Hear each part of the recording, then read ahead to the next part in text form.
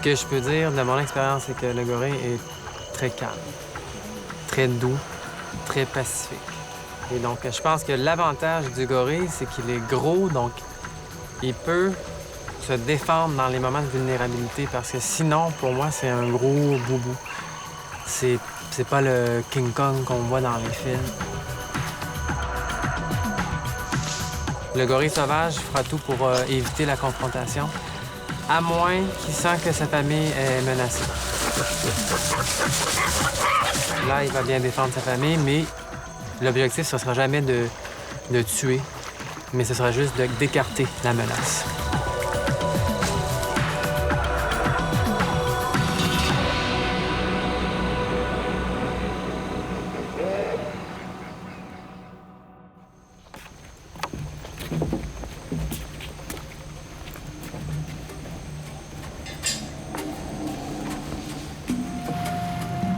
Nicolas Bachand connaît bien les gorilles.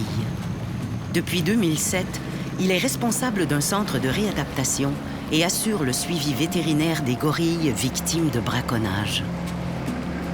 C'est au Gabon que ce Québécois poursuit son rêve d'enfant. Mon père, au fait, m'a déjà expliqué qu'à l'âge de 4 ans, je suis arrivé tout bonnement un matin pour dire que je deviendrais un jour docteur des animaux. Donc, à l'époque, évidemment, je n'avais pas la notion de médecin vétérinaire, mais j'étais déjà convaincu que je serais éventuellement docteur des animaux.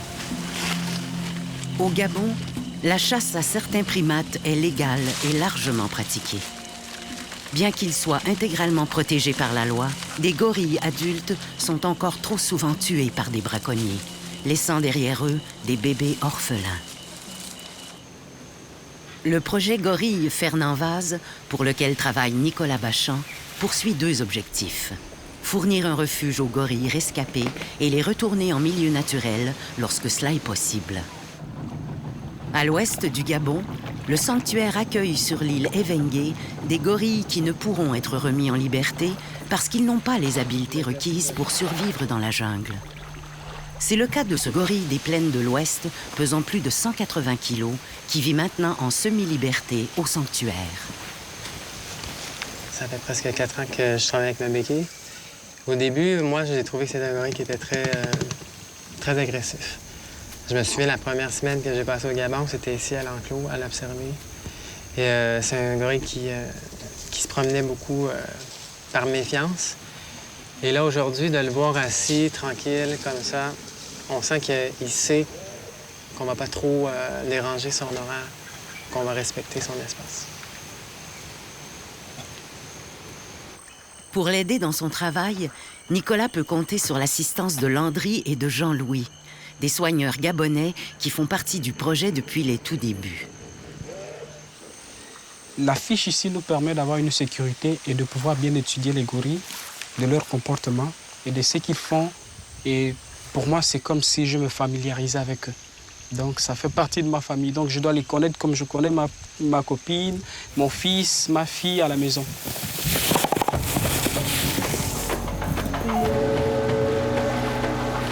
Le projet Gorille Fernand Vaz vise aussi à remettre en liberté certains gorilles après que ceux-ci aient acquis les habiletés nécessaires à leur survie.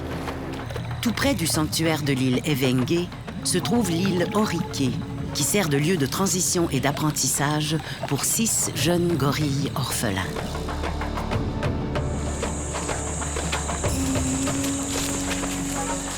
Il s'agit de gorillons qui varient entre 2 et 8 ans. Ce ne sont pas nécessairement des gorillons qui sont de bons candidats à la réintroduction. Ce qui est bon, c'est qu'ils sont jeunes. Donc, on peut enclencher le processus de réhabilitation plus rapidement. Et plus tôt on le commence, plus ils auront de chances à la réintroduction. Le processus de réhabilitation est assez compliqué. On commence par une réhabilitation médicale. Ensuite, on poursuit avec la réhabilitation psychologique. Donc, les jeunes gorillons ont besoin de beaucoup d'attention, beaucoup d'affection. Et c'est là que c'est compliqué parce que, idéalement, on ne doit pas créer ce lien entre l'humain et le gorille si on a l'intention de réintroduire éventuellement.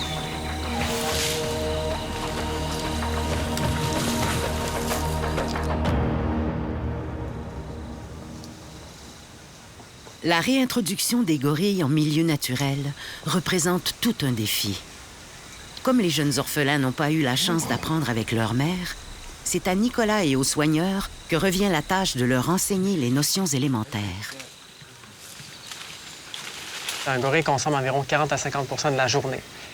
Donc, pourquoi? Parce qu'il consomme une nourriture, donc la végétation, c'est des stricts herbivores, qui a peu d'énergie. Donc, ils doivent en consommer beaucoup.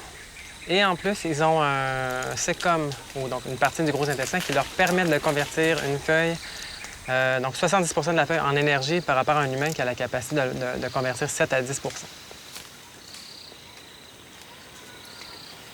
En brousse, quand ils apprennent quoi manger, les parents peuvent manger une feuille.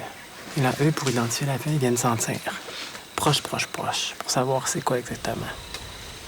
Là, si leurs parents consomment la feuille et qu'ils sentent, bien, la prochaine fois, ils vont pouvoir eux-mêmes sentir la feuille et la consommer. Jusqu'à date, on a identifié environ 55 plantes sur l'île que les gorilles peuvent consommer, mais c'est rien comparé à ce qu'ils peuvent consommer en réalité. Donc là, le défi, c'est par rapport aux formations de botanique que le personnel suit, c'est d'apprendre aux gorilles quelles plantes ils doivent manger. Il faut dire qu'il y a aussi des plantes qui ne sont pas consommées par les humains, qui sont très poisons pour nous, qu'ils peuvent consommer sans problème. Lorsque tu ramasses le fruit, tu fais semblant, ils sont très faciles à tromper. Et une fois tu vois manger, il dit mais donc c'est bon, c'est consommable. Une fois les notions de base acquises, les soigneurs devront peu à peu prendre leur distance et apprendre aux gorilles à éviter le contact avec les humains. Notre objectif dans ce projet, c'est de commencer à écarter ce contact-là. S'il y a trop de contacts, c'est pas bon. Donc il faut commencer à les éloigner. Donc c'est un peu ça, notre objectif. C'est de ne pas les habituer à nous. Le contraire, c'est qu'on puisse les habituer à la nature. Pour Nicolas, Jean-Louis et Landry, il reste beaucoup de travail à accomplir avant d'atteindre l'objectif final, réinsérer ces gorilles dans leur milieu naturel. Plusieurs questions se posent. Y aura-t-il dans ce groupe un jeune mâle assez fort et assez rusé pour devenir le mâle dominant? Et surtout, les jeunes gorilles sauront-ils acquérir assez rapidement les compétences nécessaires à leur survie?